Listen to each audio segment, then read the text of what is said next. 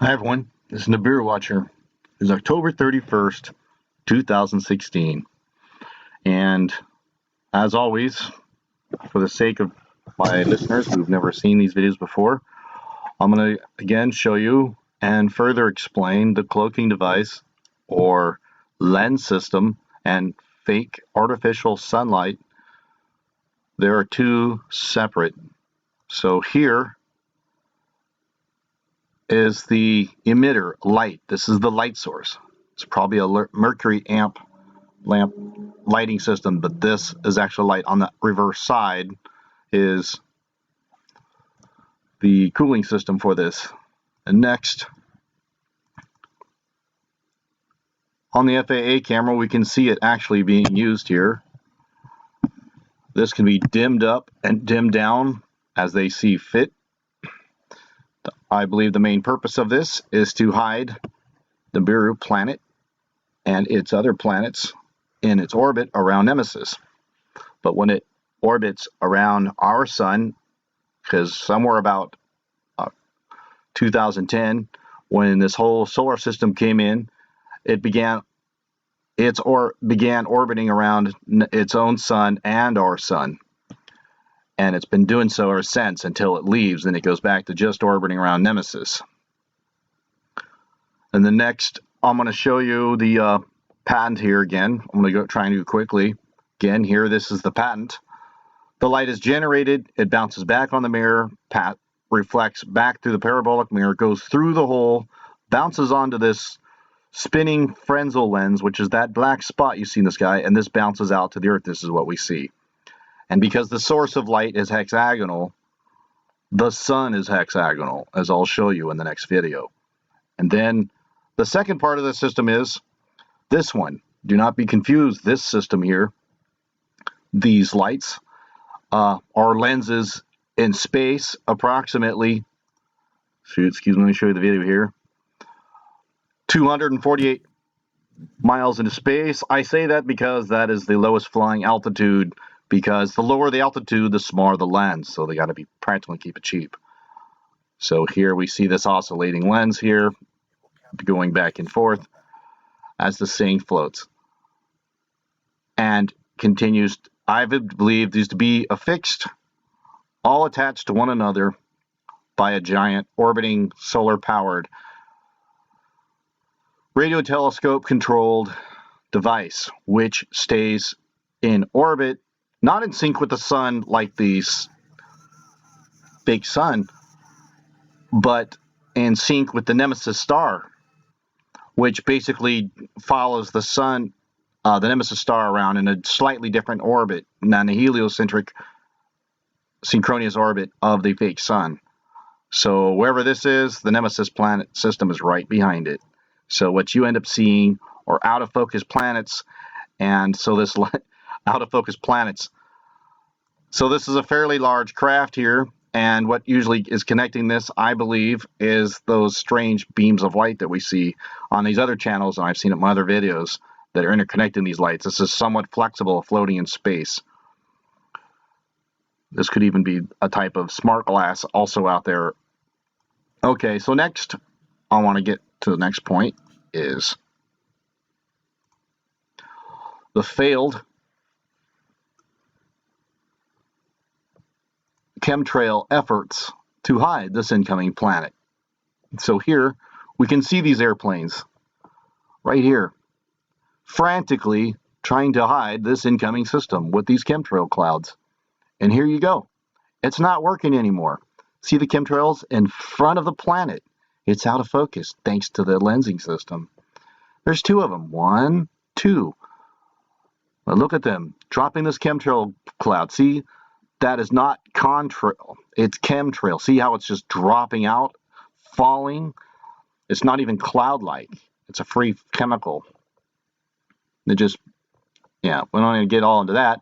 Let's watch the next couple video frames of this one. I love this one, though, because you see the chemtrail in front of it, not something on the lens. See, chemtrail in front. Okay, see that, everybody? That's why the chemtrail, to diffuse the lens, to hide the out-of-focus planets, and But it's getting more and more difficult, as we'll see next. Several shots as the system passes by. Here again, let's zoom in on this one. These two planets, not Nibiru, the other ones. Nibiru would be a little further out in space than this one. Look at that. So you notice the chemtrails on the outside.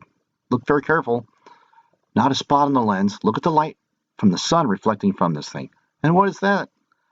Another planet or a lens system? Wow. That thing's getting close. And by the way, they dim this thing up. They turn up the brightness of that hexagonal sun, fake sun, because the Nibiru and all these planets hide in the brightness. But they can't turn this thing up brighter anymore, as we saw in that photograph I saw. That thing is at maximum brightness. After a while, it just won't work, because it can only get so bright. Okay, chemtrails in front of the gas. Yeah. Nice try, guys. It ain't working anymore. You're going to have to announce this one. At least the other countries will.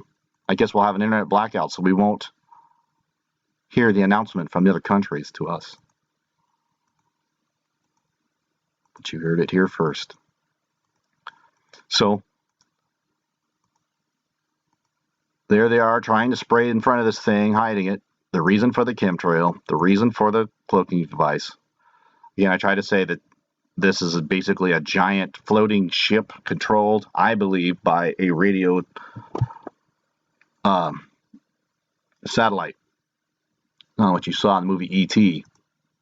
Those things are basically out of focus, but they're not really they're basically obsolete technology, but now I believe they use them for controlling and maneuvering this thing into it, keeping it in its steady orbit in front of the whole Nemesis system. So next, we've got another epic chemtrail fail. By the way, all these photos are all in Germany and over Europe. So here is another cover up the same planet at the same time. Okay, it couldn't be a spot on the lens at the same time. And look at this thing here, right? You're like, what is that? A lens flare? No. Don't be lied to. Don't let people follow this stupid lens flare lie. What this is the focal point of the lens that's out there in approximately 400 kilometers in space. Look at that thing. Okay? This is the focal point of the lens that ends up being a projection out here. And here, the focal point, the convergence of light, is where objects are seen at the point of convergence, seen and heard, actually. So all sound, wave vibrations at the point of convergence are seen at that point. But it's diverted it from your eyes, so you don't get to see it. But now you're starting to see an out-of-focus planet because it's so close.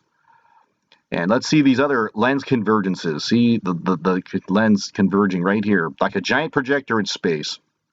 But instead of missing the focus point, but when it hits the backdrop of a canvas like chemtrails, you won't see the projection. You end up seeing a holographic planet. So here we go. Then getting behind this lens system here, and we can see it moving the lens system, focusing right along with it. And here we go. We can still see this hexagonal sun. Certainly looks hexagonal to me, don't you think? Hexagonal.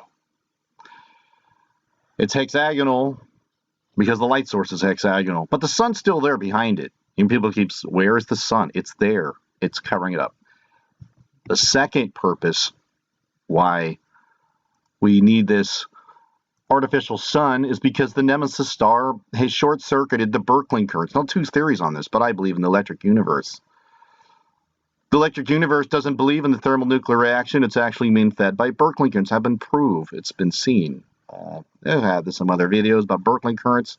That's what's really fueling the sun. When this gets short-circuited, the light bulb goes off. It's that simple.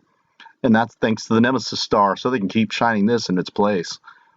So, yeah, it's a multi-purpose sun, fake sun here that I guess one way we could be thankful for it because we'd almost be in darkness sometimes. Look at that. Look at these chemtrail clouds. Trying to zoom in on this. Look at these planes frantically suddenly a lot of air traffic. And you will see this too. Whenever you see this, you have to use a lens filter. You wouldn't really see this with the naked eye too well. Look at all these planes out here. Look at this guy.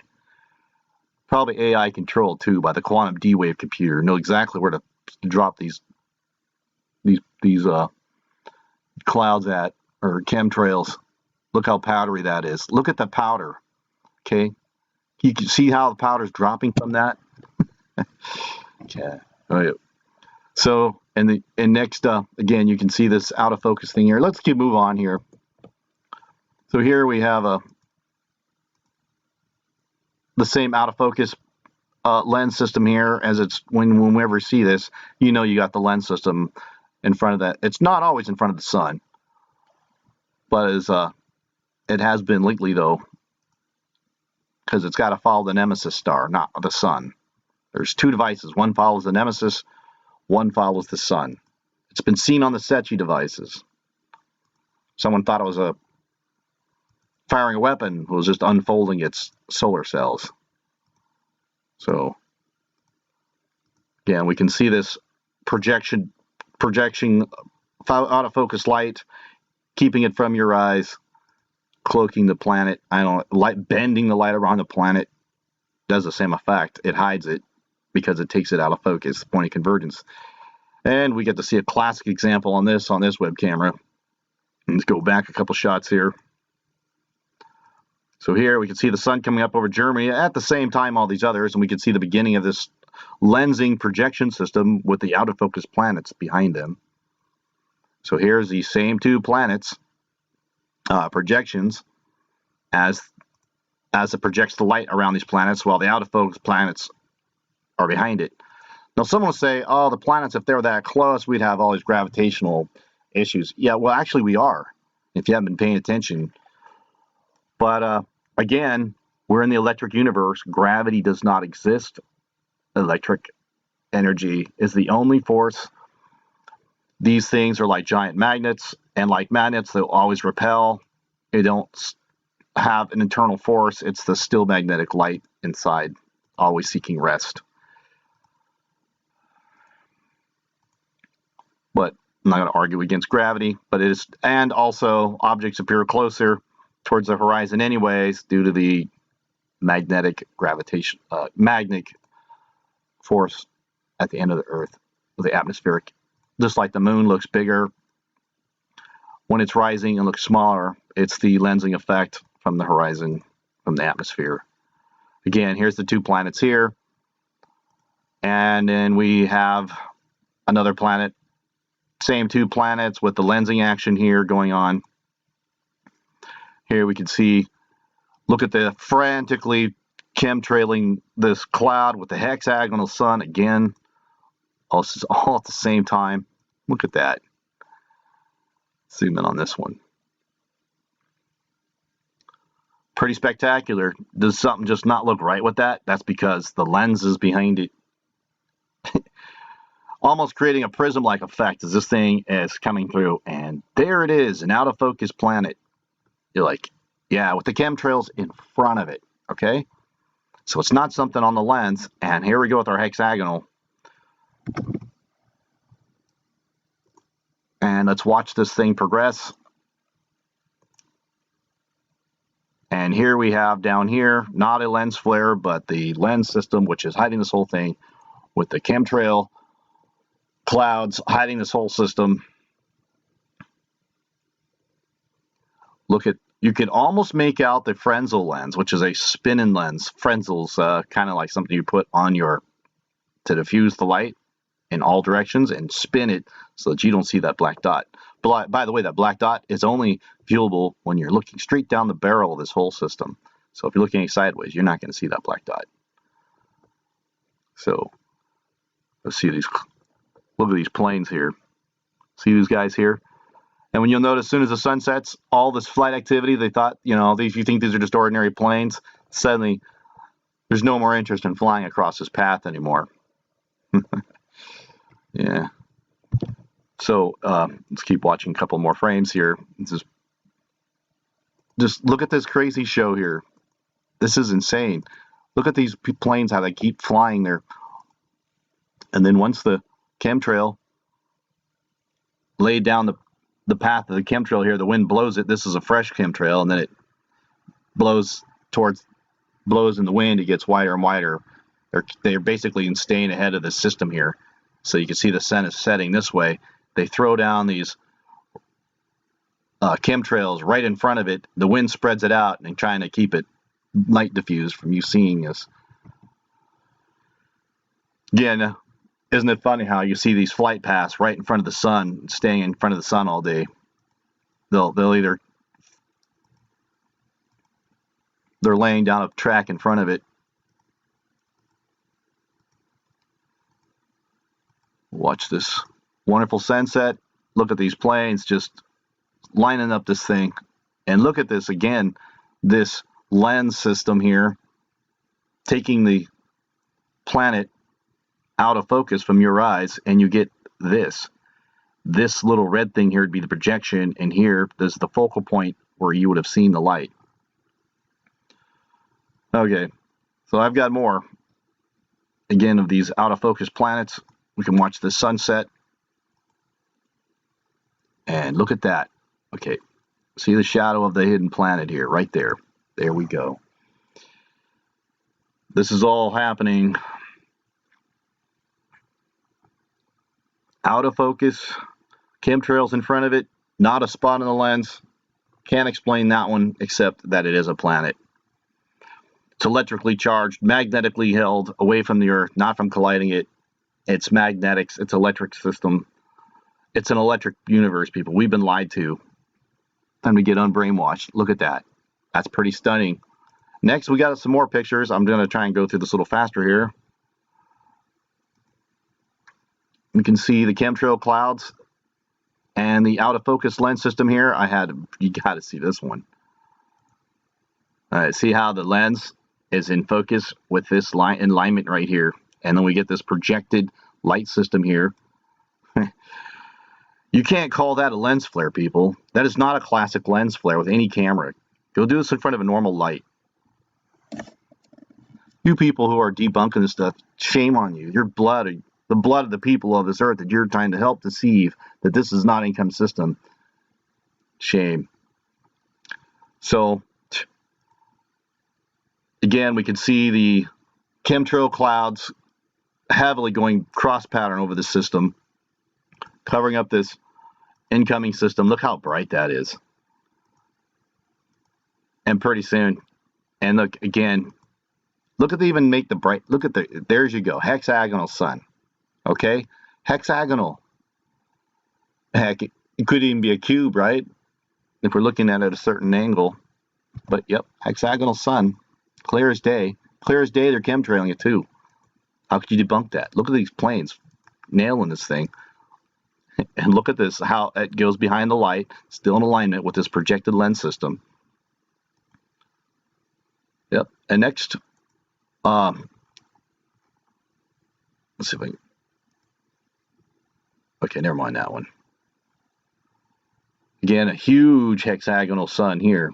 1, 2, you can see the edges here.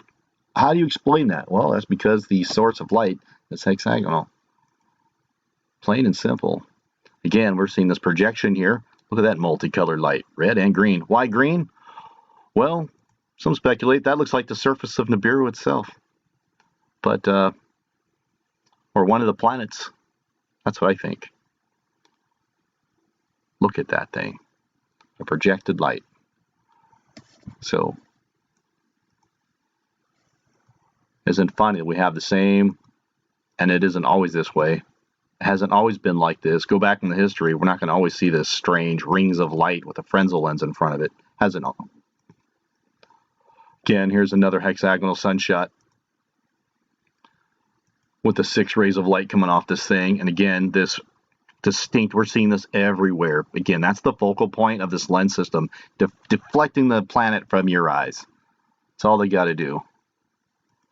And there it is again. Yep. And then we get, and sometimes that shows up, that light is so bright, it pierces through clouds. Here, yet again, another, sorry, that's the same one. And then again, we have another planet here. This is the last Thank you for staying with me on this. Here we can see the lens focal point again here and our hexagonal sun. Nothing natural about that, and the heavy chemtrail clouds and this intense beam of light coming off during the sunset. Anyways, thank you for watching. Thank you for watching. Have a blessed day.